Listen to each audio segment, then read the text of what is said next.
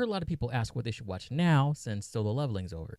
Overlord. Watch Overlord. Overlord is an isekai where a video game is shutting down by midnight. So all the players, including the best players of the game, log in for one last time. So there's 41 players that are the best of the best of the best in this game, and they all were together in this one castle. They got weapons, shields, spells, a big-ass castle, you name it. So before midnight, that strong-ass group were supposed to show up, have one last hurrah, but only one of them logged in, except one guy, Ain's old gone.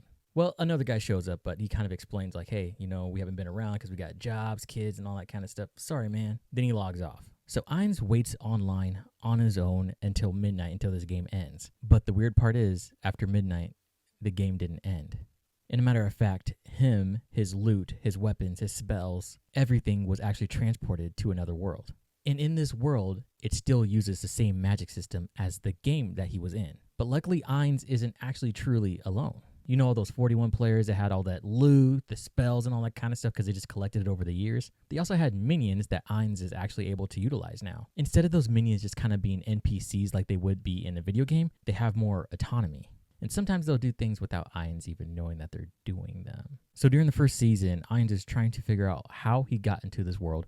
Why can't he use his magic? Why does this world still use his magic from the video game? And he's trying to figure out, is there anybody else from the video game world in this world? And he's trying to do this while not dying because everybody has noticed, hey, there's a new castle in our world. What I love about this show is that Ain starts out as the protagonist, but then slowly becomes everybody's antagonist. Imagine you're watching a show like Free Rent or another isekai or a shonen, and the main characters are good, they're for justice and all that kind of stuff. And then there's like this MacGuffin overlord that they gotta go beat sometime later in the series, and then they end up dying or being tortured to death or being tortured and then turning into his minions or a lot of crazy stuff like that. That's Overlord. This show puts you in the perspective of the bad guys and them winning.